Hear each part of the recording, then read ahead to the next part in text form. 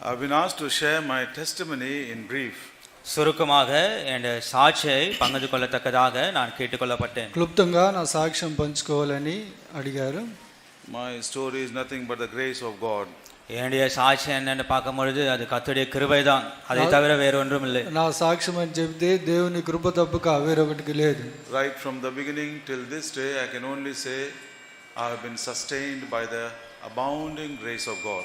ஆரம்பத்திலிருந்து மட்டுமாக தேவனுடைய அபரிதமான மிகுதியான கிருபையினாலே நான் தாங்கப்பட்டு வந்தேன் என்று என்னால் சொல்ல முடியும். ప్రారంభంలో నుండి నేను దేవుని కృప చేత అత్యధికమైన తన కృప చేతనే నేను కాపాడబడ్డాను. My testimony is very closely linked with my father. என்னுடைய சாட்சியானது என்னுடைய தகப்பனாரோடு கூட மிகுந்த நெருக்கமான ஒரு சம்பந்தத்தை உள்ளதாகவே இருக்கிறது. నా సాక్ష్యము మా తండ్రితో కూడా సన్నిహితంగా సంబంధించినదిగా ఉంటున్నది. Shall we kneel down and ask the Lord's help and then we'll continue.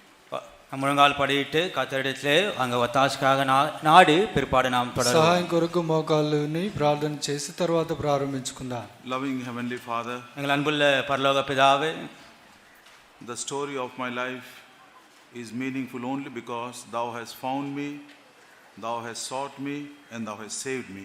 ஆண்டவரே, என்னுடைய வாழ்க்கையின் சாட்சியானது நீர் என்னை தேடி கண்டுபிடித்து அதை ரட்சித்தபடியால் ஒரு அர்த்தமுள்ளதா இருக்கிறபடினாலே உம்மை ஸ்தோத்திரிக்கிறேன். Otherwise, dear Lord, I would have been one among the millions perishing in this present evil world.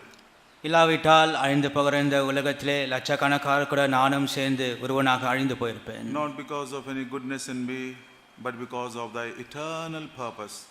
The love what you have sought me and saved me. ஆண்டவரே, எனக்குள்ளே ஏதோ நன்மை இருக்கிறது என்ற காரணத்துக்கான அல்ல, நித்திய நோக்கத்து நிமித்தமாக உம்முடைய விலையேற பெற்ற அன்பு நிமித்தமாக என்னை தேடி கண்டுபிடித்து ரட்சித்தீர். Lord, thank Thee as I look back with gratitude for all that Thou hast done for me, and I look forward with great hope that the same grace of God will continue till the very end. ஆண்டவரே, நன்றியுள்ளத்தோடு கூட என்னுடைய வாழ்க்கையை பின்னிட்டு பார்த்து ஆண்டவரே, நீ செய்த மகத்துவமான காரியங்கள் எல்லாம் அன்றை சிந்திக்கத்தக்கதாக ஆண்டவரே நீ கிருபை பாராட்டியிருக்கிறீர். வரப்போகிற நாட்களிலும் கூட ஆண்டவரே அந்த மகா பெரிய விலையேற பெற்ற கிருபையினாலே பெரிதான காரியங்கள் செய்வீர் என்ற நம்பிக்கையோடு கூட உம்மை நோக்கி பார்க்கத்தக்கதான நிச்சயத்தை எங்களுக்கு கொடுத்தபடியால் உம்மை துதிக்கிறோம். Thank the Lord for the honor and the privilege granted to me that I could share my testimony, and as the word says, a true testimony, a true witness saveth souls. It may be of some help to those who are sitting here. யான சாட்சியானது ஒரு சில ஆத்துமாக்களை ரட்சிக்கும் என்று சொல்லப்படுகிறது. ஆகவே சாட்சியானது ஆண்டவரே இங்கே அமர்ந்திருக்கிறவர்களுக்கு சில ஆத்துமாக்களுக்கு அது நன்மையாய் இருக்கத்தக்கதாக உதவி செய்யும்படிக்கும் நோக்கி பார்க்கிறோம். And thereafter we want to share the word also in brief. பிற்பாடு சுருக்கமாக இந்த வார்த்தை கூட நாங்கள் பகிர்ந்து கொள்ள இருக்கிறோம். Lord, this is an afternoon time. We are a little tired, but we pray that Thy power of resurrection, the newness may be granted to us to sit alert for some time and to receive some blessings from you. ஆண்டவரே, இது மதிய நேரமாக இருக்கிறது, அனைவரும் சற்று களைப்பாக இருக்கிறோம். ஆனால் உம்மிடத்திலிருந்து நாங்கள் ஆசீர்வாதத்தை பெற்றுக்கொள்ளத்தக்கதாக அனுபவ வல்லமினாலே எங்களை பலப்படுத்தி விழித்திருக்க செய்யத்தக்கதாக அதை உட்காரத்தக்கதாக எங்களுக்கு வேண்டிய கிருபை பாராட்டும்படிக்கும் நோக்கி பார்க்கிறோம். We bring ourselves, all three of us, and the whole place and the whole congregation under the sprinkling of your precious blood, and pray in the name of Lord Jesus Christ our Savior. எங்கள் மூன்று பேரையும் அந்த சபையாரையும் முழு வலகாத்தையும் தெளிக்கப்பட்ட வெளியேற இரத்தத்தின் கீழாய் கொண்டு வந்தவர்களாக ஆண்டவரை நன்றி செலுத்தினராக இரட்சகராக இயேசு கிறிஸ்துவின் நாமத்தில் ஜெபத்தை எடுக்கிறோம் நல்ல பிதாவே. Amen.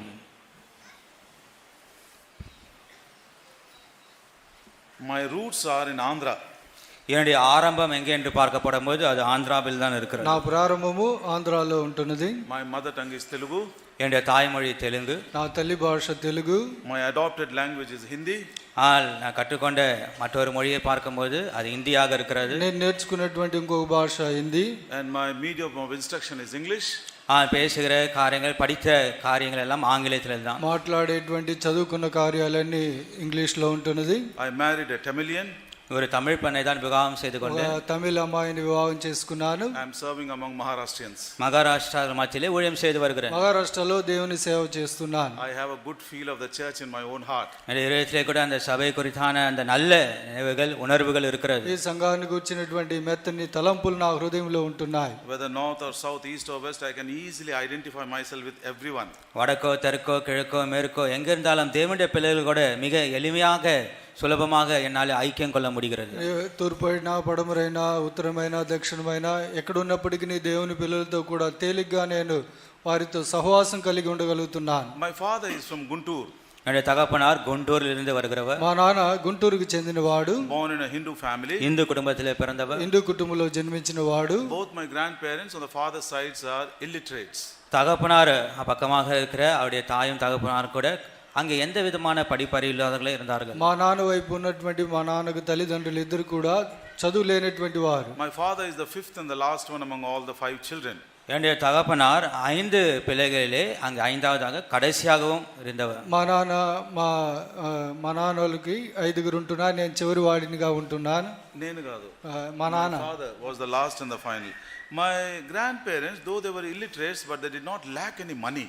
என்னுடைய தாத்தா பாட்டியை பார்க்கும்போது அவருக்கு படிப்பில்லை, இருந்தாலும் கூட பணத்தில் எந்த குறைவும் இல்லை. మా నాన్నమ్మను చూసినట్లయితే వారికి ఎటువంటి కొదువు లేదు, డబ్బు ఎక్కువగా ఉంటున్నది. ఎక్కువ కాదు, they did not lack anything. அவர்களுக்கு எந்த குறைவும் இல்லை. I must be very careful what I am speaking. We were not rich people, we did not lack anything. பணக்காரர்கள் அல்ல, ஆனால் எங்களுக்கு எந்த குறைவும் இல்லை. వాళ్ళు ఎటువంటి కొరత లేకుండా ఉంటున్నారు, డబ్బు ఎక్కువగా ఉన్నదని కాదు. My grandmother was working as a labor contractor in one of the Virginia tobacco factories in Anandapeta. ஆனந்தபேட்டாவிலே அந்த டொபேக்கோ கம்பெனியிலே அங்கே புகையிலை அங்கே தயாரிக்கிற அந்த தொழிற்சாலையிலே லேபர் கான்ட்ராக்டராக பணிபுரிந்தார்கள் என் பாட்டி. ఆనందపేట అనేటువంటి స్థలంలో పొగాకు ఉంటున్నది, ఆ కంపెనీలో కాంట్రాక్టర్గా పనిచేస్తున్నారు. And then they decided to send my father to school, being the last and the youngest one. அங்கே 5வதாக கடைசியாக என்னுடைய தகப்பனார் இருந்தபடினாலே இவரை படிக்க வைக்கலாம் என்று சொல்லி என்னுடைய பாட்டி அங்கே பள்ளிக்கூடத்துக்கு அவர் அனுப்பி வைத்தார். మా నాన్నమ్మ చివరి వాడు 5వ వాడు కనుక వీని చదివించాలని పాఠశాలకు పంపించారు. By God's grace, my father was good in mathematics. தேவனுடைய கிருபையினாலே என்னுடைய தகப்பனாருக்கு கணக்கு நன்றாக வரும். దేవుని కృప వలన మా నాన్నగారు లెక్కల్లో మంచిగా ఉన్నాడు. And he used to teach mathematics to all these merchant boys, jewelry merchants, Virgin tobacco merchant boys. They used to come to him to learn mathematics. இவ்விதமாக புகையிலேயே அங்கே தயாரிக்கிற அந்த தொழிற்சாலை இருக்கிற அந்த பிள்ளைகளுக்கு, இவ்விதமாக நகைகளை செய்கிற அவருடைய பிள்ளைகளுக்கு, இவருக்கு எல்லாரும் அந்த பிள்ளைகளுக்கு என்னுடைய தகப்பனார் நன்றாக கணக்கு பாடத்தை சொல்லி தருவார். ఈ పొగాకు బ్యారెన్లలో పనిచేసేటువంటి వారి పిల్లలకి, నగలు తయారు చేసేటువంటి వారి పిల్లలకి మా నాన్న చక్కగా లెక్కలు నేర్పించేవాడు. Then they told him, from 9th class you come to Muslim high school, there you can finish your SSLC. 9ஆம் அங்கே வகுப்பு, அங்கே முகமதுடைய உயர்நிலை பள்ளி இருக்கிறது, அங்கே வந்து சேர்ந்து SSLC அங்கே படித்து முடித்து விடலாம் என்று அவர்கள் சொன்னார்கள். 9వ తరగతి ఉన్నటువంటి ఒక ముగమదీల పాఠశాలకు వచ్చి అక్కడ SSLC ముగించాలని అక్కడికి వచ్చి చేరారు. They said, we'll give you a teacher's job, we'll get you married, we'll give you 1 acre of land. ஆசிரியர் வேலை தருவோம், அதை திருமண காரியங்களாம் பார்த்துக்கொள்ளும், 1 ஏக்கர் நிலமும் தருகிறோம் என்று சொன்னார்கள். ఒక నీకు ఉపాధ్యాయుల పని ఇస్తాము, మీకు 1 ఎకరా పొలం ఇస్తాము, మీకు జీతం కూడా ఇస్తామని చెప్పారు. We'll also get you married. నీకు అమ్మాయిని కూడా ఇస్తామని చెప్పారు. My father was all set to become a Muslim. என்னுடைய தகப்பனார் இதெல்லாம் கேட்டு முகமதிய மார்க்கத்துக்கு நான் மாறிவிடலாம் என்று அந்த ஒரு எண்ணத்துக்கும் வந்து விட்டார். ఇవన్నీ విన్న తరువాత మా నాన్న ఆయన ముస్లింగా మారాలని ఆ తలంపులోకి వచ్చాడు. Another grace of God. மற்றொரு தேவ கிருபை இங்கே பார்க்கலாம். ఇంకొక దేవుని కృపను ఇక్కడ చూడగలం. When these thoughts were my father was thinking about all these things, one boy came to him and said, in another place called Kannavari Tota, one Brahmin has come and he's preaching about Jesus Christ. இந்த யோசனைகள் எல்லாம் என்னுடைய தகப்பனாருடைய உள்ளத்தில் வந்தபோது ஒரு பையன் வந்து என் தகப்பனாரை பார்த்து கண்ணபரி தோட்ட இடத்திலே ஒரு பிராமணர் விதமாக வந்து సువిశేషத்தை ప్రసంగించి கொண்டிருக்கிறார் என்ற ஒரு செய்தியை சொன்னான். ఈ తలంపులని మా నాన్న హృదయంలో వెళ్తున్నప్పుడు ఒక యవనస్తుడు వచ్చి ఇంకొక స్థలంలో ఒక బ్రాహ్మణుడు సువార్త ప్రకటిస్తున్నాడు అని వచ్చి చెప్పాడు. Because he was little sharp in mind, he thought, Usually people say that all these Christians are from lower caste and lower lifestyle. How come this high caste man is preaching about Jesus Christ? தகப்பன் உடனேயாக அவர் உடனே யோசித்தவராக கிறிஸ்தவர்கள் எல்லாம் சொன்னால் அங்கே தாழ்வான ஜாதியிலிருந்து தான் வருவார்கள் என்று நான் கேள்விப்பட்டிருக்கிறேன். உயர்ந்த வகுப்பை சேர்ந்த இவர் எப்படி கிறிஸ்துவை குறித்து பிரசங்கிக்கிறார் என்று சொல்லி யோசித்தார். మా నాన్న ఇలాగ తలంచాడు, ఈ తక్కువ కులానికి చెందిన వారే కదా ఈ క్రైస్తవ మతాన్ని గురించి చెప్పేటువంటి వారు, అయితే ఉన్నతమైన కులంలో నుండి వచ్చినటువంటి ఈ వ్యక్తి ఎలాగ చెప్పగలడు చెప్తాడు అన్న తలంపు ఆయనకు కలిగినది. He went to see that man. ஆகவே அந்த மனுஷனை பார்க்க போனாராம். ఆ మనిషిని చూడడానికి వెళ్ళాడు. The gospel of Jesus Christ captivated him. கிறிஸ்துவின் சுவிசேஷம் என்ற தகப்பனாரை பிடித்தது. క్రీస్తు యొక్క సువార్త మా నాన్నని పట్టుకున్నది. And as the gospel was going on, சுவிசேஷத்தின் காரியங்கள் போய் கொண்டிருக்கும் போது సువార్త అక్కడ ప్రకటిస్తూ ఉన్నప్పుడు Jesus was a good man. இயேசு கிறிஸ்து நல்ல மனுஷன். యేసు ప్రభు మంచివాడు. He gave eyes to the blind. குருடர்களுக்கு பார்வை கொடுத்தவர். గుడ్డి వారికి చూపునిచ్చాడు.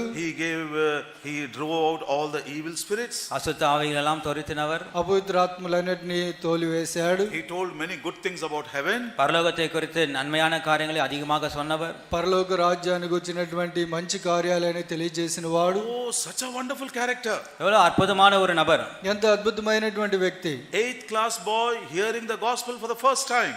8ஆம் வகுப்பு மாணவன் முதல் முறையாக இந்த சுவிசேஷத்தை கேட்கிறான். 8వ తరగతి చదివేటువంటి విద్యార్థి మొట్టమొదటిగా సువార్త వింటున్నాడు. And then as the gospel went on, he also came to know that they killed him on the cross. சுவிசேஷம் சொல்லிக் கொண்டிருக்கும் போது இயேசு கிறிஸ்துவை சிலுவையிலும் அறைந்து கொலை செய்தார்கள் என்றும் அவன் கேள்விப்படுகிறான். ఇలాగ సువార్త చెప్తూ ఉన్నప్పుడు యేసు ప్రభు సిలువ వేసి చంపారని కూడా చెప్పారు. He says, I don't know why, but I started to cry within myself.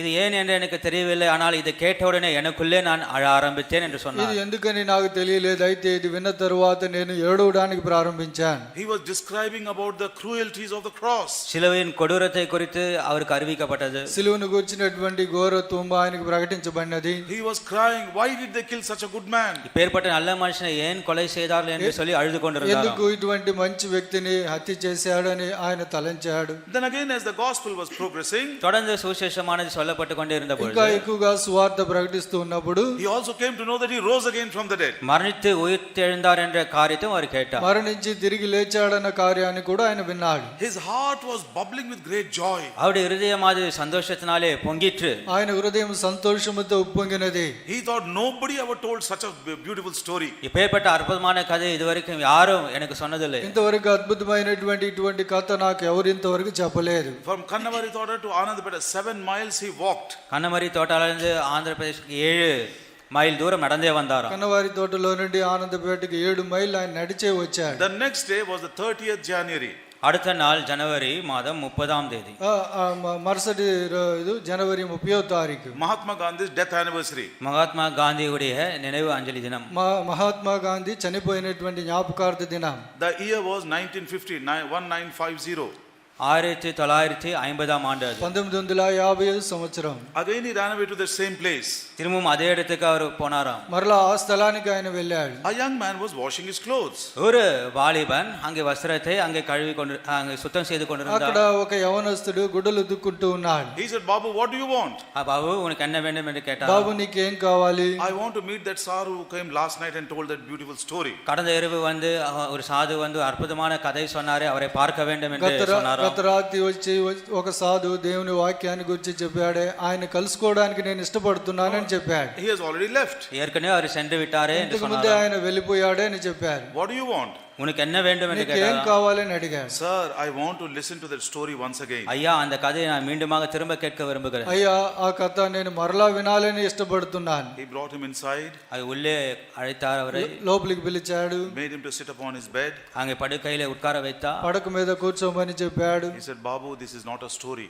Babu, இது ஒரு கதை அல்ல. బాబు ఇది ఒక కథ కాదు, This is the truth. இது சத்தியம். ఇది సత్యము. Again he gave the same gospel. மீண்டுமாக அதே சுவிசேஷத்தையும் சொன்னார். మరలా ఆ సువార్తని తిరిగి చెప్పాడు. Jesus Christ has come to take you to heaven. உன்னை பரலோகத்துக்கு எடுத்துச் செல்லதான் ஆண்டவராக இயேசு கிறிஸ்துவானவர் வந்தார். నిన్ను పరలోకానికి తీసుకుని వెళ్ళుటకే యేసు ప్రభు ఈ లోకానికి వచ్చాడు. Do you want to go to heaven? நீ பரலோகத்துக்கு போக வேண்டும் என்ற ஆசை உனக்கு இருக்கிறதா? నువ్వు పరలోకానికి వెళ్ళాలన్న ఆశ నువ్వు కలిగి ఉన్నావా? Yes sir, I want to go. ஐயா, எனக்கு அந்த ஆசை இருக்கு, போக விரும்புகிறேன் என்று అయ్యా சொன்னார். నాకు ఆ ఆశ ఉంటున్నది, నేను పరలోకానికి వెళ్ళాలి. But you will not go. ஆனால் நீ போக மாட்டாய். అయితే నువ్వు పోలేవు. Why, sir? What happened? ஏன் ஐயா ஏன் போக மாட்டேன், என்ன சம்பவம்? అయ్యా ఏంటి ఎందుకు నేను పోలేను? Did you tell any lies? நீ ஏதாவது பொய் சொல்லி இருக்கிறியா? ఏదైనా అబద్ధం చెప్పున్నావా? Yes, sir. சொல்லி இருக்கிறேன் ஐயா. చెప్పినానయ్యా. Did you fight with anybody? யாரோடு கூட சண்டை போட்டிருக்கிறியா? ఎవరితోనైనా పోట్లాడినావా? Yes, sir. போட்டிருக்கிறேன் ஐயா. అవునయ్యా పోట్లాడాను. Did you use any bad words? தவறான கெட்ட வார்த்தைகள் எல்லாம் பேசியிருக்கிறாயா? బూతు మాటలన్నీ నువ్వు మాట్లాడి ఉన్నాయా? Yes, sir. பேசியிருக்கிறேன் ஐயா. మాట్లాడి ఉన్నానయ్యా. Did you steal anything from home? வீட்ல இருந்து ஏதாவது திருடி இருக்கிறாயா? ఇంట్లో నుండి ఏదైనా దొంగలించున్నావా? Yes, sir. திருடி இருக்கிறேன் ஐயா. దొంగలించున్నానయ్యా. Whatever an 8th class boy or a 13-year-old boy can do, everything is saying, and my father was saying, yes sir, everything for yes sir. 8ஆம் வகுப்பு மாணவன் அல்லது 13 வயது நிரம்பிய ஒரு பையன் என்னென்ன காரியம் செய்வானோ அதெல்லாம் அவர் செய்திருக்கிறாயா என்று கேட்டார். அத்தனைக்கும் என் தகப்பனார் ஆமாம் ஆமாம் என்று சொன்னார். 8వ తరగతి చదివేటువంటి 13 వయసు ప్రాయం కలిగినటువంటి ఒక బాబు ఏ ఏ కార్యాలు చేస్తాడో ఆ కార్యాలన్నీ అడిగినప్పుడు అవునయ్యా చేశానని మా నాన్న చెప్పాడు. But he said the Lord loves you. ஆனால் தேவன் உன்னை நேசிக்கிறார் என்றும் சொன்னார். ఆయన దేవుడు నిన్ను ప్రేమిస్తున్నాడని కూడా చెప్పాడు. Go under the tree. அந்த மரத்தின் கீழாக போய் ఆ చెట్టు కిందికి వెళ్ళి kneel down, முழங்கால் படியிட்டு మోకాళ్ళేసి close your eyes, கண்களை மூடி కళ్ళు మూసుకొని don't worry about the time. நேரத்தை குறித்து கவலைப்படாதே. సమయాన్ని గురించి దిగులు పడవద్దు. Today is your holiday for school. இன்றைக்கு பள்ளிக்கூட விடுமுறை நாள். ఈ దినము స్కూల్ కి leave. Whatever you can remember. என்னென்ன காரியம் உனக்கு நினைவில் இருக்கிறதோ, ఏ ఏ కార్యాలు నీకు జ్ఞాపకం వస్తున్నాయో, Lord Jesus, ஆண்டவராக இயேசுவே, ప్రభువైన యేసు, that day I stole money from my father. அந்த நாளிலே என்னுடைய தகப்பனிடத்தில் நான் பணத்தை திருடினேன். ఆ దినాన మా తండ్రి యొద్ద డబ్బును దొంగిలించాను. Lord Jesus, ஆண்டவராக இயேசுவே, ప్రభువైన యేసు, I fought with that boy. அந்த பையனோடு கூட சண்டை போட்டேன். ఆ అబ్బాయితో నేను పోట్లాడాను. Lord Jesus, ஆண்டவராக இயேசுவே, ప్రభువైన యేసు, I told lies. பொய் சொன்னேன். అబద్ధాలు ఆడాను. Lord Jesus, ஆண்டவராக இயேசுவே, ప్రభువైన I Yesu, used bad words. தவறான வார்த்தைகளை பேசினேன். బూతులాడాను. Like that, whatever you can remember. இவ்விதமாக என்னென்ன காரியம் உனக்கு நினைவுக்கு வருகிறதோ, ఏ ఏ కార్యాలు నీ జ్ఞాపకానికి వస్తున్నాయో, For everything, say, please forgive me, please forgive me. எல்லா காரியத்துக்கும் தயவு செய்து மன்னியுங்கள், தயவு செய்து மன்னியுங்கள் என்று சொல்ல வேண்டும். అన్ని కార్యాలకు దయచేసి నన్ను క్షమించమని అడగమని చెప్పాను. And when you cannot remember anything, கூடுதலாக எந்த ஒரு காரியம் உன் நினைவுக்கு வரவில்லை என்றால், ఇంకా ఎక్కువగా ఏ కార్యాలు నీకు జ్ఞాపకం రాకపోతే you tell him, அவரை பார்த்து சொல், ఆయన చూసి చెప్పు, Lord Jesus, ஆண்டவராக இயேசுவே, ప్రభువైన యేసు, I am a small boy. நான் ஒரு சிறு பையன், నేను చిన్నవాడిని, I have forgotten so many things. அநேக காரியங்களை மறந்து விட்டேன். అనేక కార్యాలు మర్చిపోయి ఉన్నాను. But please forgive me. இருந்தாலும் தயவு செய்து என்னை மன்னித்தருளும். దయచేసి నన్ను క్షమించు. I believe நான் நம்புகிறேன். నేను విశ్వసిస్తున్నాను. you came to this world to take me to heaven. என்னை பரலோகத்துக்கு அழைத்துச் செல்லதான் நீர் இந்த உலகத்திற்கு வந்தீர் என்று. నన్ను పరలోకానికి తీసుకుని వెళ్ళుటకే నువ్వు ఈ భూలోకానికి వచ్చావు. You loved me so much that you died on the cross. Kalvari சிலுவையிலே மரிக்கும் அளவுக்கு என்னை அதிகமாக நீர் நேசித்து కల్వరి సిలువలో మరణించు అంతగా నన్ను నువ్వు ప్రేమించావు. Forgive all my sin. என்னுடைய பாவங்களை எல்லாம் నా மன்னித்தருளும். పాపాలన్నీ క్షమించు. Wash my dirty heart. என்னுடைய அசுத்தமான இருதயத்தை கழுவி அருளும். అపవిత్రమైన నా హృదయాన్ని కడుగుము. You come and dwell in my heart. நீர் வந்து என் உள்ளத்திலே வாசம் செய்யும். నువ్వు నా హృదయంలో వచ్చి నివసించు. From now, இப்பொழுதிருந்து ఇప్పుడే whatever you tell me, I will obey you. நீர் என்ன சொன்னாலும் நான் கீழ்ப்படுகிறேன். ఏమి చెప్పినా వాటికి నేను లోబడతాను. 30th January 1950 was the day, as a small boy of 8th class, not even 13 years old, my father accepted the Lord Jesus as his personal savior. 1950 ஆண்டு ஜனவரி 30ஆம் தேதி 8ஆம் வகுப்பு மாணவன் 13 வயது கூட ஆகவில்லை. ஆண்டவராக இயேசு கிறிஸ்துவை அந்த நாளிலே என் தகப்பனார் சொந்த இரட்சகராக ஏற்றுக்கொண்டார். 1950 సంవత్సరం జనవరి మాసం 30వ తారీఖు 8వ తరగతి చదివేటువంటి విద్యార్థి 13 సంవత్సరాలు కూడా ఇంకా నిండుగా కాలేదు. ఆ సమయంలో ప్రభువైన యేసుక్రీస్తుని సొంత రక్షకునిగా మా నాన్న అంగీకరించాడు. He was a man of great dedication. பெரிதான ஒரு அர்ப்பணிப்பு தியாகத்தோடு நிறைந்து காணப்பட்ட ஒரு மனிதன் அவர். ఎక్కువ త్యాగముతో సమర్పణతో ఉన్నటువంటి వాడు. He finished his schooling and went to AC College, Guntur. பள்ளி படிப்பை முடித்துவிட்டு ஏசி கல்லூரி குண்டூருக்கு அவர் சென்றார். పాఠశాల చదువును ముగించి ఏసీ కాలేజ్ గుంటూరుకు వెళ్ళాడు. Then he through the Railway Service Commission exam he went to Madhya Pradesh. Railway service commission தேர்வு எழுதின பிற்பாடு அவர் மத்திய பிரதேஷ்க்கு சென்றார். రైల్వే సర్వీస్ కమిషన్ పరీక్షలు రాసిన తర్వాత రైల్వేస్ లో ఉద్యోగం దొరికి మధ్యప్రదేశ్ వెళ్ళాడు. Then all the elder senior servants of God from Guntur, they arranged his marriage. My mother is from Gidalur.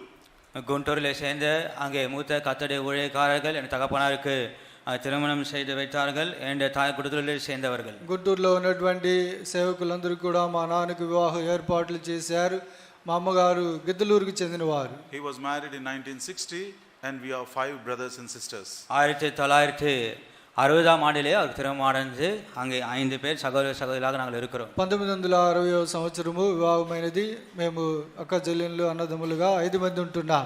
And we all were born and brought up in Madhya Pradesh. நாங்கள் அனைவரும் கூட மத்திய பிரதேசத்தில் தான் பிறந்து வளர்க்கப்பட்டோம். మేమందరం కూడా మధ్యప్రదేశ్లోనే పుట్టి పెరిగాం. Born and brought up in one of the finest Christian atmosphere you can ever imagine. நீங்கள் கற்பனை கூட செய்து பார்க்க முடியாத அளவுக்கு மிக அருமையான ஒரு கிறிஸ்தவ சூழலிலே நாங்கள் வளர்க்கப்பட்டோம். మీరు ఊహించలేనటువంటి క్రైస్తవ వాతావరణంలో మేము పెంచబడ్డాం. Till I finished my graduation, morning family prayer will start stroke of 5.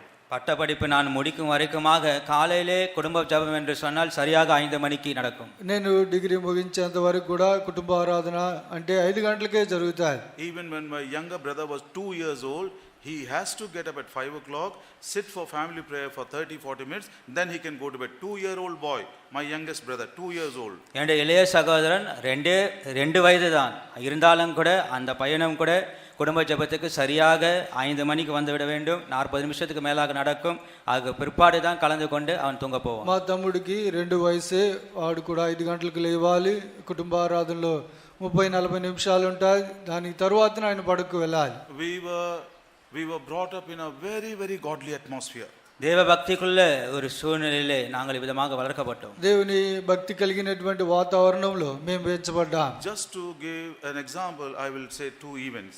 ஒரு காரியத்தை உங்களுக்கு சொல்லத்தக்கதாக 2 உதாரணங்களை உங்களுக்கு மத்தியிலே பகிர்ந்து கொள்கிறேன். ఒక కార్యం మీకు తెలుపుటకు 2 ఉదాహరణలు మీ ముందు ఉంచుతాను. My father used to bring sweets only once in a month. என்னுடைய தகப்பனார் மாதத்துக்கு ஒரு முறை தான் இனிப்பு வாங்கி வருவார். మా నాన్నగారు నెలకు ఒకసారి ఈ sweet తీసుకొచ్చేవాడు. Mommy and daddy, they used to sit on the cot and we 5 children on the floor.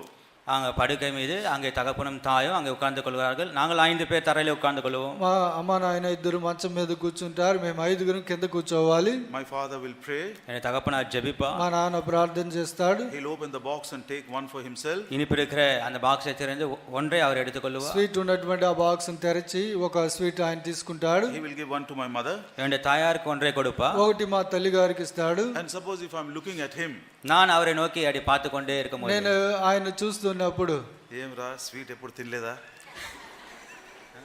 You did not have sweet any time?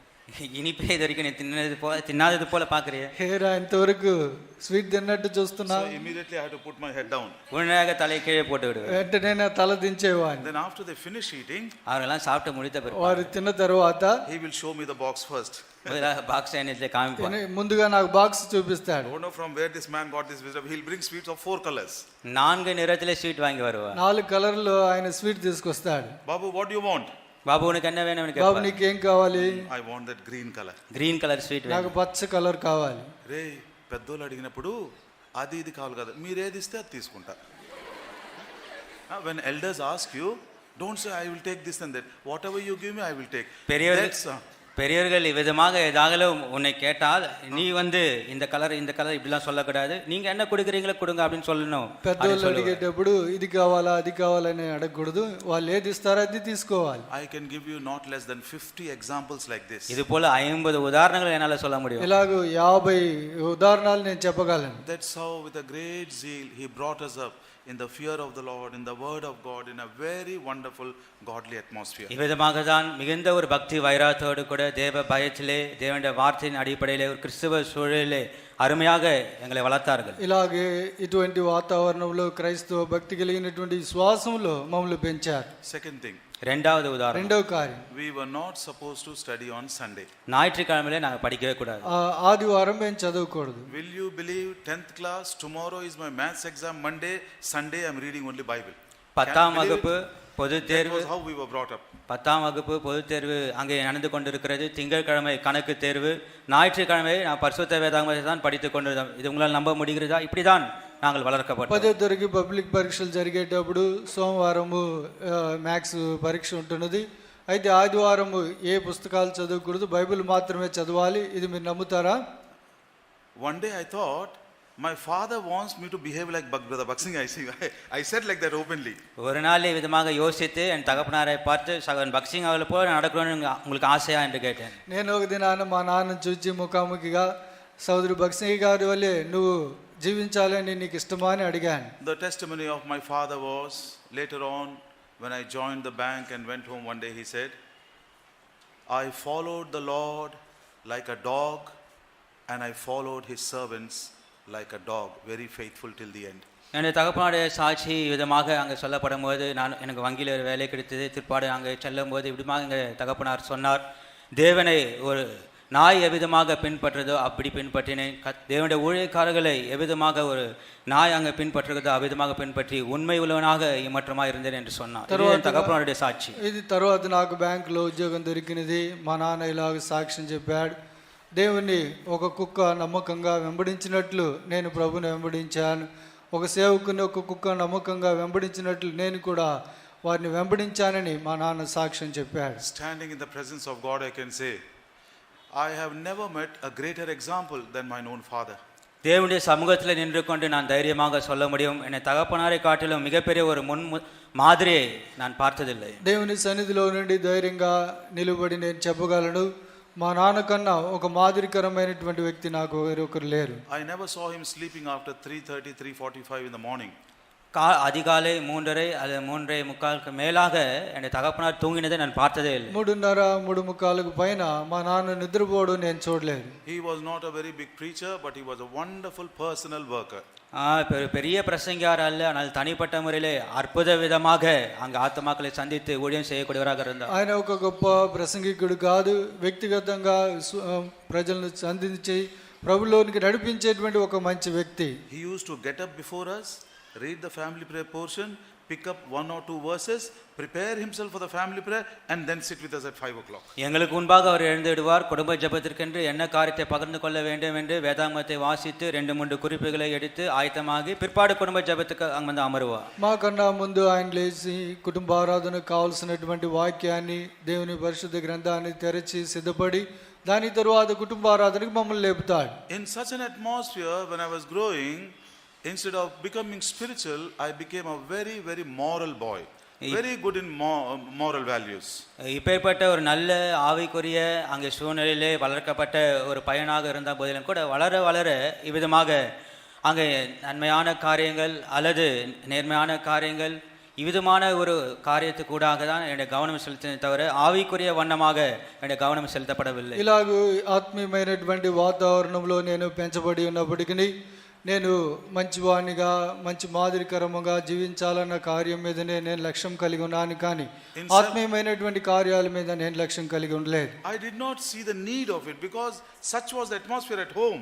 ஏன் வீட்டிலே கிறிஸ்துவ சூழல் அவிதமாக இருந்தபடினாலே ஆவிக்குரிய வண்ணமாக நான் செயல்பட வேண்டும் என்ற அந்த யோசனை எனக்கு வரவே இல்லை. ఎందుకంటే ఆత్మీయమైనటువంటి వాతావరణం కుటుంబంలో ఉన్నదాన్ని బట్టి ఈ వాతావరణంలో నేను ఉండాలన్నటువంటి ఆశ నాకు కలగలేదు. I was attending the senior Sunday class when I was in 7th class. நான் 7ஆம் வகுப்பு நான் படித்துக் கொண்டிருக்கும் போது சீனியர் சண்டே கிளாஸ்ல நான் கலந்து கொள்வேன்.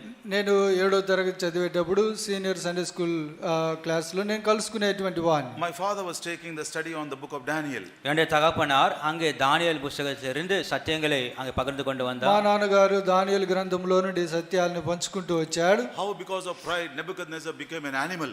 எவ்விதமாக பெருமை நிமித்தமாக నెబుకద్నెజర్ ஒரு மிருகத்தை போல மாறி போனார். గర్వాన్ని బట్టి నెబుకద్నెజరు ఎలాగూ ఒక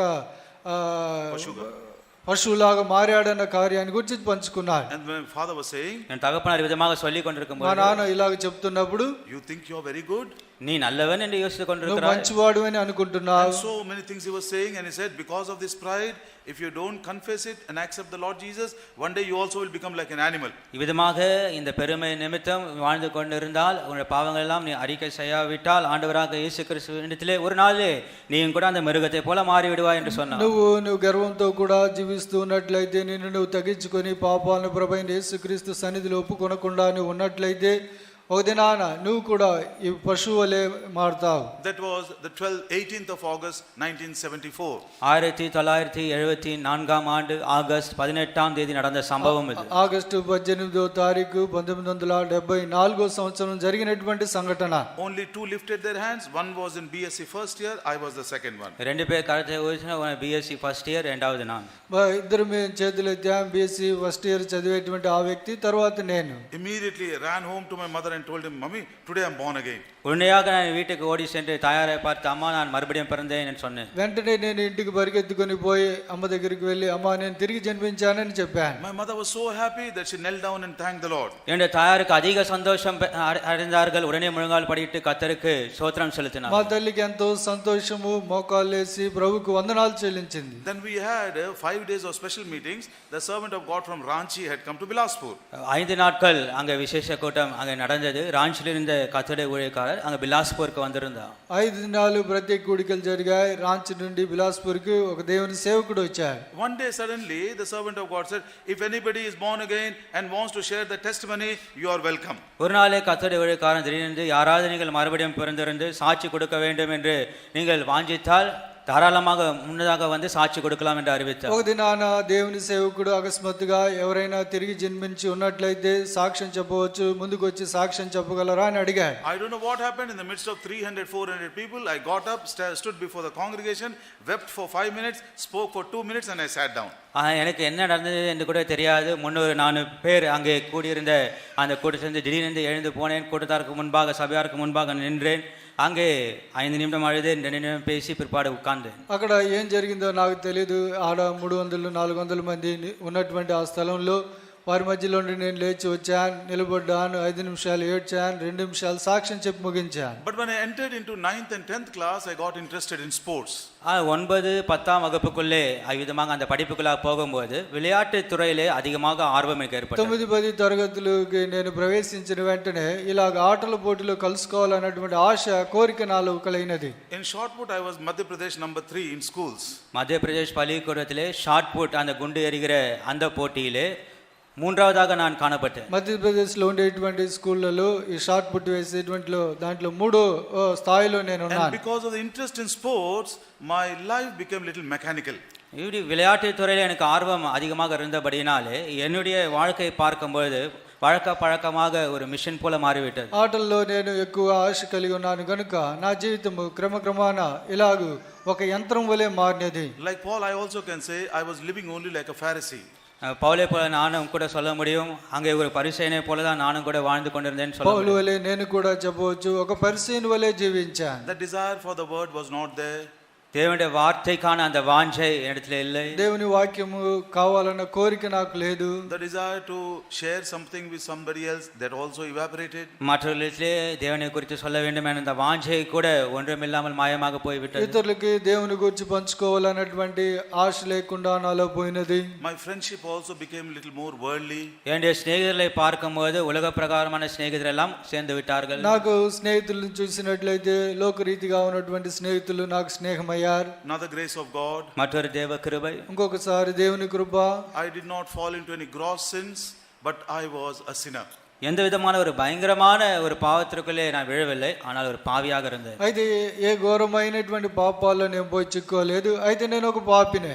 There was no joy as a Christian in my life. ஒரு கிறிஸ்தவனாக என் வாழ்க்கையில எந்த சந்தோஷமும் இல்லை. ఒక క్రైస్తవునిగా నా హృదయంలో ఎటువంటి సంతోషం లేదు. After graduation, பட்டப்படிப்பை முடித்த பிற்பாடு, డిగ్రీ అయిపోయిన తర్వాత for my further studies I came to Hyderabad. மேற்படிப்புக்காக Hyderabad வந்து పై చదువుల కొరకు హైదరాబాద్ వచ్చాను. That was the last day of the youth camp. வாலிபர் முகாமின் கடைசி நாள் அது. యూత్ క్యాంపులో చివరి దినము. I was not there for the Bible study. வேத ஆராய்ச்சிக்கு நான் அங்க இல்லை. బైబిల్ స్టడీకి నేను అక్కడ లేను. When I came, I joined the group discussion team. நான் வந்தபோது குழுவாக கலந்துரையாடுகிற அந்த குழுக்களோடு கூட சேர்ந்து கொண்டேன். నేను అక్కడికి వచ్చినప్పుడు అక్కడ గ్రూప్ డిస్కషన్ లో నేను కలుసుకున్నాను. Brother Umar Dey, he is from Bengal. He was our group counselor in English. பெங்காலை சேர்ந்த சர் உமார் தேவ் அங்கே ஆங்கிலத்திலே அங்கே குழுவாக கலந்துரையாடலுக்கு ஆலோசனை கொடுக்கறாக இருந்தார். బెంగాల్కు చెందినటువంటి ఆయన ఆ గ్రూప్ ఉమా డే అనేటువంటి ఆయన ఇంగ్లీష్ కౌన్సిలింగ్ ఇస్తున్నాడు. All the other boys were from local. I was the only boy outside Hyderabad. அந்த குழுவில் இருந்த அத்தனை பேர்களும் பார்க்கும்போது உள்ளூரை சேர்ந்தவர்கள், ஆனால் நான் மட்டும்தான் அங்கே வெளியே வந்து ஹைதராபாத்துக்கு வெளியே இருந்து வருகிறேன். అక్కడ ఉన్నటువంటి పిల్లలందరినీ చూసినట్లయితే స్థానికంగా ఉన్నటువంటి వారు, అయితే నేను మాత్రమే హైదరాబాద్కు వెలుపల నుండి వచ్చినటువంటి వాడిని. He asked all the names. பெயர்கள் எல்லாம் சொல்லுங்கள் என்று ஒரே பார்த்து கேட்டார். అందరి పేర్లు అడిగాడు. My turn came. என்னுடைய முறை வந்தது. నా వంతు వచ్చినది. Paul Jacob. பால் ஜேக்கப் என்று పాల్ சொன்னேன். జేకబ్ అని చెప్పాను. Are you born again? நீ மறுபடியும் பிறந்திருக்கிறாய்? తిరిగి జన్మించావా? Yes, uncle. எஸ் அங்கிள் என்று சொன்னேன். ఎస్ అంకుల్ అని చెప్పాను. When were you born again? எப்பொழுது மறுபடியும் ఎప్పుడు பிறந்திருக்கிறார்? తిరిగి జన్మించావు? I told him about the 18th of August 1974. 1974 ஆண்டு ஆகஸ்ட் மாதம் 18ஆம் தேதி என்று சொன்னேன். ఆగస్టు మాసం 18వ తారీఖు 1974 సంవత్సరం అని చెప్పాను. On that day it was 29th May 1982. இந்த கேள்வி கேட்ட அந்த நாள் மே மாதம் 29ஆம் தேதி 1992ஆம் ஆண்டு. 92వ సంవత్సరం మే మాసం 22వ తారీఖు ఈ ప్రశ్న అడిగినటువంటి దినం. After 12 years, 12 ஆண்டுகளுக்கு பிறகு 12 సంవత్సరాలకు తరువాత I shared him in a few words how I raised my hand, how I prayed and how I accepted. ஒரு சில வார்த்தைகளே சுருக்கமாக எவ்விதமாக கையை உயர்த்தினேன், அங்கே ஜெபம் செய்தேன், எவ்விதமாக ரட்சிக்கப்பட்டேன் என்ற என்னுடைய சாட்சியை சொன்னேன். కొన్ని మాటల్లో నేను ప్రభువుని అంగీకరించాను, చేతులెత్తి ప్రార్థన చేసి ఆ కార్యాలని ఆయనతో చెప్పాను. Then he asked me one more question. கூடுதலாக ஒரு கேள்வியை கேட்டார். ఇంకొక ప్రశ్న అడిగాడు. Are you baptized? நீ ஞானஸ்நானம் பெற்றிருக்கிறாய்? నువ్వు బాప్తిసం పొందావా? I said no. இல்லை என்று சொன்னேன். లేదని చెప్పాను. Listen carefully what he said to me. எனக்கு சொன்ன அந்த காரியத்தை தயவு செய்து கவனமாக நீங்களும் கூட கவனியுங்கள். నాకు చెప్పినటువంటి ఆ మాటలు మీరు కూడా జాగ్రత్తగా వినండి. Paul Jacob, you are still in your sin. If you don't accept the Lord as your personal savior, don't come to church from tomorrow. ஆண்டவராகிய இயேசு கிறிஸ்துவை சொந்த இரட்சகராக ஏற்றுக்கொள்ளாவிட்டால் பால் ஜேக்கப் நீ பாவத்தில் தான் இருக்கிறாய், ஆகவே நீ நாளை தினத்தில் சபைக்கு வர வேண்டாம் என்று சொல்லிவிட்டார். ప్రభువైన యేసు క్రీస్తుని నువ్వు అంగీకరించకుండా నువ్వు పాపంలోనే ఉన్నట్లయితే రేపటి నుండి ఉన్నట్లయితే కాదు, you are in Paul Jacob, you are in your sin. నువ్వు పాపంలో ఉన్నావు. If you don't accept the Lord as your savior, నువ్వు ప్రభువైన యేసు క్రీస్తుని సొంత రక్షకునిగా అంగీకరించకుండా don't come to church from tomorrow. రేపటి నుండి దేవుని మందిరానికి రావద్దు. For 45 minutes he was addressing only me, leaving all the local boys. He insulted me, he put me to shame and he made me to cry in front of all. அந்த 45 நிமிடம் அந்த குழுக்களாக கலந்துடுகிறார். அந்த நேரத்திலே உள்ளே சேர்ந்த அத்தனை பயன்களும் விட்டு விட்டார். என்னை மாத்திரமே 45 நிமிடமாக அங்கே அநேக வார்த்தைகளால் அங்கே பேசி திட்டி அவமானப்படுத்தி முற்றிலுமாக என்னை வெட்கத்துக்குள்ளாக மாற்றினார். 45 నిమిషాలు ఆ గ్రూప్ డిస్కషన్లో స్థానికంగా ఉన్నటువంటి పిల్లలందరూ ముందు నన్ను తిట్టి నన్ను అనేక కార్యాలు చెప్పి బోధించి నన్ను ఇలాగ చేశాడు. And I could not go to college for 3-4 days. 3-4 நாட்களாக இது நிமித்தமாக கல்லூரிக்கு கூட என்னால போக దీన్ని முடியவில்லை. బట్టి 3-4 దినాలు కళాశాలకు నేను వెళ్ళలేకపోయాను. In those days there were some North Indian God servants. I used to go to them at 12 o'clock in the night, 1 o'clock in the night in Herman and keep on asking them, why did he say that thing? Why did he say that thing? That you are still in your sin. அந்நாட்டிலே பார்க்கும்போது வட இந்தியாவை சேர்ந்த கர்த்தருடைய ஊழியக்காரர்கள் இருந்தார்கள். அங்கே இரவு 12 மணி மேலாக கூட சென்று அவளை பார்த்து அந்த சகோதரர் ஏன் விதமாக என்னை பார்த்து சொன்னார், ஏன் விதமாக என்னை பார்த்து சொன்னார் என்று நான் கேட்பேன். ఉత్తర ఇండియా నుండి వచ్చినటువంటి దేవుని సేవకులను చూచి ఆ సహోదరుడు నన్ను చూచి ఎందుకు ఇలాగ అడిగాడు, ఎందుకు ఇలాగ మాట్లాడారు, ఎందుకు ఇలాగ చెప్పాడని అడిగేటువంటి వాన్. Till that day, அந்நாள் மட்டுமாக ఆ దినం నుండి I do not know how does a TV look. ஒரு டிவி எப்படி இருக்கும் கூட எனக்கு தெரியாது. ఒక టీవీ ఎట్లుంటుందని కూడా నాకు తెలియదు. I know that I have a secret life which I was hiding. ஆனால் எனக்கென்று ஒரு அந்தரங்க வாழ்க்கை, ரகசிய வாழ்க்கை இருக்கிறது, மறைக்கப்பட்ட ஒரு வாழ்க்கை எனக்குள்ளே இருக்கிறது என்று மாத்திரம் எனக்கு தெரியும். అయితే నాకు మరుగు చేయబడినటువంటి మర్మతో కూడిన ఒక జీవితం నాకున్నదని నాకు తెలుసు. I knew that I am not enjoying my Christian life. என்னுடைய கிறிஸ்தவ வாழ்க்கையை நான் அனுபவிக்கவில்லை என்பது எனக்கு தெரியும். నా క్రైస్తవ జీవితాన్ని నేను సంతోషంగా అనుభవించలేదని నాకు తెలుసు. But still that word, you are in your sin, you are in your sin, I could not bear that word. ஆனாலும் அந்த வார்த்தை நீ இன்னும் பாவத்தில் இருக்கிறாய், நீ இன்னும் பாவத்தில் இருக்கிறாய் என்ற அந்த வார்த்தை என்னால் தாங்க முடியவில்லை. నువ్వు ఇంకా పాపములో ఉన్నావు అన్నటువంటి ఆ మాటను నేను సహించుకోలేకపోయాను. But I thank God that was that hard word. It was not a word of grace, it was a word of judgment which brought true repentance, broken hearted repentance in my life. கர்த்தருக்கு ஸ்தோத்திரம். அது ஒரு அன்பு நிறைந்த ஒரு வார்த்தை அல்ல, கடினமான ஒரு வார்த்தை, நியாயம் தீர்க்கிற ஒரு வார்த்தை இருந்தாலும் கூட அந்த வார்த்தை தான் என்னை இதயத்தை ஒடித்து மெய்யான ஒரு மனம் திரும்புதலை எனக்கு கொடுத்தது. ఆ మాటలు కృపతో లేకపోయినప్పటికీ, ఆ మాటలే కఠినమైన మాటలుగా ఉన్నప్పటికీ నా హృదయాన్ని ఆ మాటలు బద్దలు చేశాయి. I have learnt a very precious lesson. ஒரு விலையேறப்பட்ட பாடத்தை நான் கற்றுக்கொண்டேன். నేను విలువైనటువంటి ఒక పాఠాన్ని నేర్చుకున్నాను. One of the reasons why we are so weak in our Christian life is the very first step of repentance is not a personal experience. நாம் எடுத்து வைத்த அந்த முதல் படியாக அந்த மனம் திரும்புதல் தனிப்பட்ட ஒரு அனுபவம் இல்லாத காரணத்தினால்தான் நம்முடைய கிறிஸ்தவ வாழ்க்கை பலவீனமாக இருக்கிறது என்பதை நான் கண்டுகொண்டேன். మన క్రైస్తవ జీవితంలో మొదటి మెట్టుగా ఉండేటువంటి మారు మనసు అన్నటువంటి కార్యంలో బలముగా లేనందువలనే మనం బలహీనులుగా ఉంటున్నాం. When you feel insulted of your past life, கடந்த வாழ்க்கை நாம் குறித்து அதை அதிகமாக நாம் பாதிப்புக்குள்ளாகி அது ஊடாக வெட்கப்படும்படியாக அதை நாம் பார்த்தோம் என்றால் పాత జీవితాన్ని గురించి సిగ్గుపడి దాన్ని చూసినట్లయితే when you feel, "Arey, had I not done that thing, had I not said that thing, had I not gone there."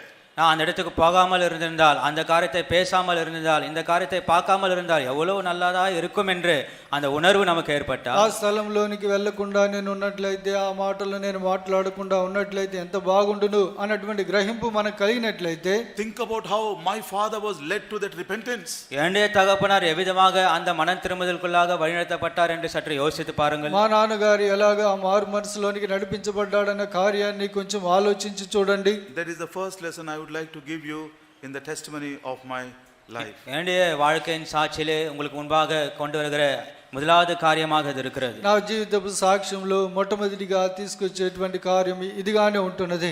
Make sure that the Lord has given you the true gift of repentance. மெய்யாகவே தேவன் உங்களுக்கு மனம் திரும்புதலை கொடுத்திருக்கிறாரா என்ற அந்த காரியத்திலே நீங்க முழு நிச்சயமா இருக்க வேண்டும். నిజంగా మొట్టమొదటిగా మారు మనసు అన్నటువంటి వరాన్ని ప్రభు నీకు ఇచ్చినాడు అన్నటువంటి కార్యంలో మీరు ఖచ్చితంగా ఉండవాలి. Almost I finished my studies. படிப்பெல்லாம் ஏறக்குறைய எல்லாம் முடித்து பாரு, చదువు అన్నిటిని ముగించి I got into Punjab National Bank. Punjab national வங்கியிலே வேலை கிடைத்தது. పంజాబ్ నేషనల్ బ్యాంక్ లో ఉద్యోగం దొరికింది. I continued there for 11 years. 11 ஆண்டுகள் அங்கே வேலை செய்தேன். 11 సంవత్సరాలు అక్కడ ఉద్యోగంలో ఉన్నాను. I got married here in Jehovah Shammah. எனக்கு திருமணம் ஜெகோஷமாலில் நடந்தது. జోహోషమాలో నాకు వివాహం జరిగింది. And in the year 1995 the Lord confirmed his call and I came out to serve him.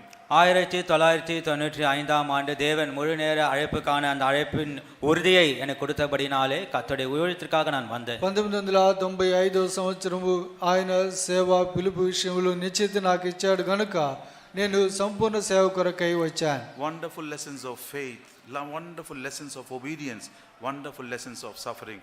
விசுவாசம், கீழ்ப்படிதல், பாடு என்ற அந்த அற்புதமான வெளியேற பெற்ற பாடங்களை கற்றுக்கொண்டேன். విశ్వాసము, విజేత, శ్రమలు అన్నటువంటి అద్భుతమైన పాఠాలను నేను నేర్చుకున్నాను. One example how I learned faith. விசுவாசத்தை எப்படி நான் கற்றுக்கொண்டேன் என்பதற்கு ஒரு உதாரணம். విశ్వాసాన్ని ఎలాగ నేను నేర్చుకున్నాను అన్నదానికి ఒక ఉదాహరణ. When I was going from Bilaspur to Punjab to join the gospel team, பிலாஸ்பூர்லேருந்து அங்கே பஞ்சாபுக்கு சுவிசேஷ குழுவினர் கூட சேர்ந்து கொள்ள நான் சென்ற பொழுது, బిలాస్పూర్ నుండి పంజాబ్కు సువార్త దండయాత్రలు నేను కలుసుకోవడానికి వెళ్ళినప్పుడు I signed about 10 blank checks. I gave it to my mother. Till today I do not know how much I have received. Blank cheque காசோலை அங்கே எந்த விதமான ஒரு மதிப்பும் போடாதபடிக்கு என்னுடைய கையெழுத்திட்டு 10 என்னுடைய தாயத்தில் கொடுத்தேன். இன்றைக்கு வரைக்கும் அது எத்தனை காலம் நான் பெற்றுக்கொண்டேன் என்று எனக்கு தெரியாது. నేను మా అమ్మ దగ్గర ఏమి రాయకుండా సంతకం మాత్రం పెట్టినటువంటి చెక్కులు 10 మా అమ్మ చేతికి ఇచ్చి వచ్చాను. She gave me 500 rupees. எனக்கு அவர்கள் 500 ரூபாய் கொடுத்தார்கள். నాకు 500 రూపాయలు ఇచ్చారు. Before we reached there, we spent about 50 rupees. அங்கே சென்றதுக்கு முன்பாகவே 50 ரூபாய் நாங்கள் செலவழித்து விட்டோம். అక్కడికి వెళ్ళడం ద్వారా 50 రూపాయలు ఖర్చు అయ్యాయి. The day I reached Punjab, பஞ்சாபிலே நான் சென்ற அந்த நாளிலே పంజాబ్కు పోయిన వెంటనే my father-in-law, brother Eddie Williams, he called me. என்னுடைய மாமனார் சகோதரன் எடி வில்லியம்ஸ் என்னை அழைத்தார். మా మామగారు అయినటువంటి సోదరుడు ఎడి విలియమ్స్ గారు నన్ను పిలిచాడు. And on the phone he told me, தொலைபேசியிலே அவர் எனக்கு சொன்னார், ఫోన్లో ఇలాగ చెప్పాడు, you cannot have free food here, you have to pay for your food. இங்கே உனக்கு ஆகாரம் இலவசமாக கொடுக்க மாட்டார்கள், அதற்கான கிரயம் கொடுக்க வேண்டும் என்று சொன்னார். ఇక్కడ ఆహారం నీకు ఉచితంగా పెట్టరు, దానికి కావాల్సినటువంటి క్రయాన్ని నువ్వు చెల్లించాలి అని చెప్పాడు. I could not believe, my wife also could not believe. என்னாலே நம்ப முடியவில்லை, என்னுடைய துணைவியாராலும் நம்ப முடியவில்லை. నేను నమ్మలేకపోయాను, మా భార్య కూడా నమ్మలేకపోయింది. I calculated. அது நான் கணக்கு போட்டேன். నేను లెక్కలేసాను. For 1 week, ஒரு வாரத்திற்கு ఒక వారానికి for both of us, I gave 200 rupees to the local servant of God. எங்க ரெண்டு பேருக்கும் சேர்த்து உள்ளூர் கர்த்தருடைய ஊழியக்காரனிடத்திலே ஆகாரத்துக்காக 200 ரூபாய் கொடுத்தேன். స్థానికంగా ఉన్నటువంటి సేవకుని దగ్గర మా ఇద్దరికి ఒక వారానికి 200 రూపాయలు ఇచ్చాను. He thanked the Lord and kept it with him. கர்த்தருக்கு ஸ்தோத்திரம் செலுத்தி அதை வைத்துக் கொண்டார். ప్రభువుకు స్తోత్రాలు చెల్లించి అది తీసుకున్నాడు. Then we gave some offerings, some necessities we bought. For the next week, I did not have 200 rupees to pay. அது காணிக்கைகள் கொடுக்க வேண்டும், சில தேவையான காரியங்கள்லாம் வரணும். அடுத்த வாரம் விதமாக 200 ரூபாய் கொடுக்க வேண்டும் என்று சொல்லும்போது பணம் இல்லை. కానుకయ్యాలి, అవసరతలు కొన్ని ఉంటున్నాయి, వాటిని తీర్చుకోవాలి, వచ్చే వారం ఎలాగ 200 రూపాయలు ఇవ్వాలి నాకు తెలియలేదు. I told my wife, என்னுடைய துணையாரை பார்த்து சொன்னேன், నా భార్యని చూసి చెప్పాను, you have 3 times food. 3 வேளை உனக்கு ஆகாரம் இருக்கிறது, నీకు 3 పూట్ల ఆహారం ఉన్నది. I will have only 2 times. நான் ஒரு வேலையை மாற்றம் எடுத்துக்கொள்கிறேன். నేను ஒரு வேளை மட்டும் நான் சாப்பிட்றேன். ఒక్క పూట మాత్రం నేను తీసుకుంటాను. I gave him 150 rupees for the second week. ஆக 2வது வாரத்துக்கு 150 ரூபாய் கொடுத்தேன். రెండో వారానికి 150 రూపాయలు మాత్రం I ఇస్తాను. used to go at 9 o'clock in the morning. காலை 9 மணிக்கு போவேன். ఉదయకాలం 9 గంటలకు పోతాను. I used to come back 9 o'clock, 9:30 in the night. இரவு 9 மணிக்கு நான் திரும்புவேன். రాత్రి 9:30 గంటలకు తిరిగి వచ్చేవాడిని. That's how I spent my early days. ஆதி நாட்களே இவ்விதமாக தான் கழித்தேன். ప్రారంభ దినాల్లో నేను ఇలాగే గడిపాను. Personal evangelism. தனிப்பட்ட முறையிலே சுவிசேஷத்தை அறிவித்து వ్యక్తిగతంగా సువార్తను ప్రకటించడం. And for third week I did not have anything. 3ஆம் வாரத்திலே என்னிடத்தில் கொடுக்க ஒன்றுமில்லை. మూడో వారంలో నేను ఇవ్వడానికి నా యొద్ద ఏమీ లేదు. Then before the campaign we had 3 days of fasting and prayer. After the fasting and prayer we got some gift. Out of that again I paid for my third week. 3 நாட்கள் உபவாச ஜெப கூட்டம் நடந்தது. அதில் மூலமாக சில காணிக்கைகள் வந்தது. ஆக இதிலே வைத்து அங்கே 3வது வாரத்துக்கான செலவை நாங்கள் பார்த்துக்கொண்டோம். 3 వారాలు అక్కడ ఉపవాస ప్రార్థనలు జరిగినాయి. అక్కడ కొన్ని కానుకలు వచ్చాయి. ఆ కానుకలు వచ్చినటువంటి డబ్బులు ఇచ్చి 3వ వారానికి ముగించాం.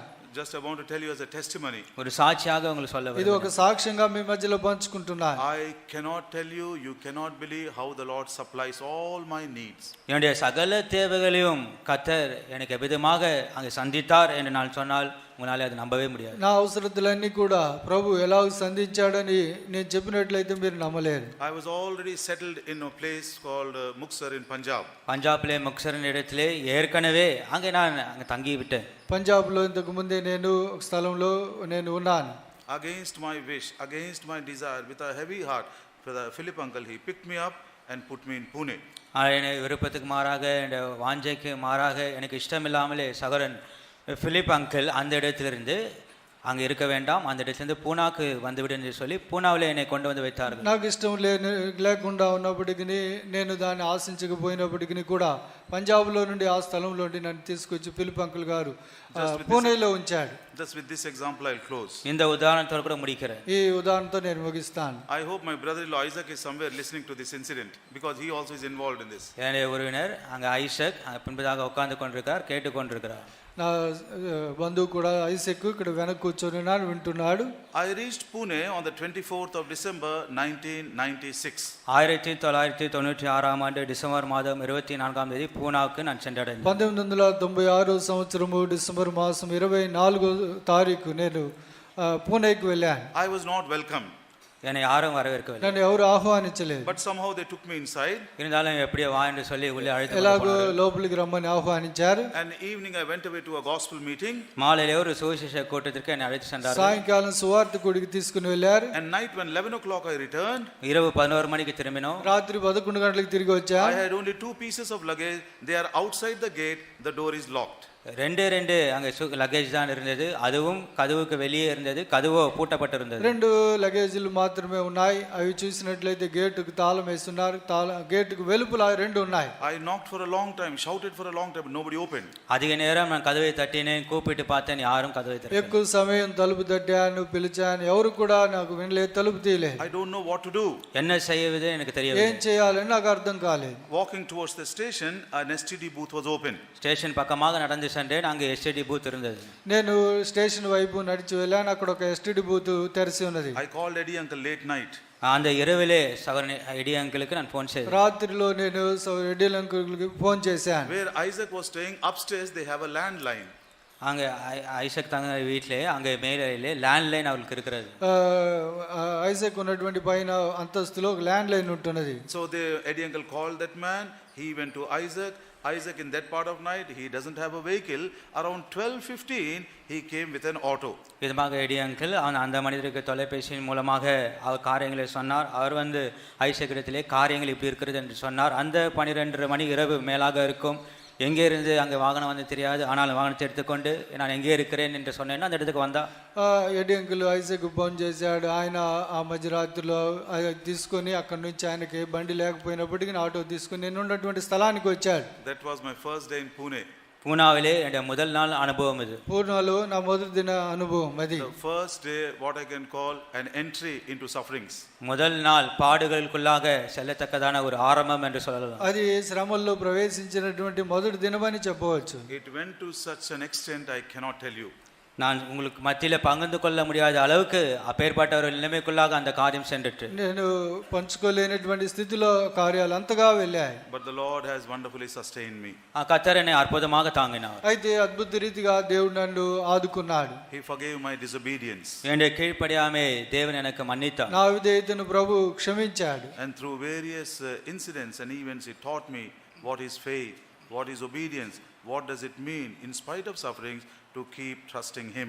அநேக சம்பவத்தின் மூலமாக தேவன் விசுவாசம் என்றால் என்ன, கீழ்ப்படிதல் என்றால் என்ன, அத்தனை விதமான பாடுகள் மத்தியிலும் எவ்விதமாக தொடர்ச்சியாக தேவனை சார்ந்திருக்கிறது, நம்பிக்கையோடு இருப்பது என்ற பாடங்களை எல்லாம் தேவனை கற்றுக் கொடுத்தார். అనేక సంఘటనల ద్వారాగా విశ్వాసం అంటే ఏంటి, విధేయత అంటే ఏంటి, శ్రమల మధ్యలో ఎలాగ నిలిచి ఉండాలన్న కార్యాలను గురించి నాకు నేర్పించాడు. God's grace is more than sufficient. தேவ கிருபை எல்லாவற்றுக்கும் மேலாக போதுமானதா இருக்கிறது. దేవుని కృప అన్నిటికంటే పైగా చాలినంతగా మాకున్నది. Those who trust Him, they shall never be put to shame. அவரை நம்புறவர்கள் ஒருபோதும் வெட்கமடைய மாட்டார்கள். ఆయన యందు నమ్మికించు వారు ఎన్నటికీ సిగ్గునొందరు. Those who love Him, He will fulfill the desires of their heart. அவரை நேசிக்கிறவர்கள் அவர் உள்ளத்தின் வாஞ்சை எல்லாம் நிறைவேற்றுவார். ఆయన్ను ప్రేమించే వారి హృదయ కోరికలను ఆయన తీర్చేవాడుగా ఉన్నాడు. Those who fear Him, He will preserve them. அவருக்கு பயப்படுவர்களை தேவன் நிச்சயமாகவே பாதுகாப்பார். ఆయన యందు భయభక్తులు గల వారిని ప్రభు కాపాడుతాడు. Those who call upon Him with a true heart, He is very close unto them. மெய்யான இதயத்தோடு கூட அவரை நோக்கி கூப்பிடுவர்களுக்கு தேவன் சமீபமா இருக்கிறார். నిజముగా ఆయనకు మొరపెట్టు వారికి ఆయన సమీపంగా ఉన్నాడు. I can honestly say once again, by the grace of God in His presence, after the joy of suffering, the greatest joy upon this earth is the joy to suffer for our Lord and the joy to suffer in the ministry.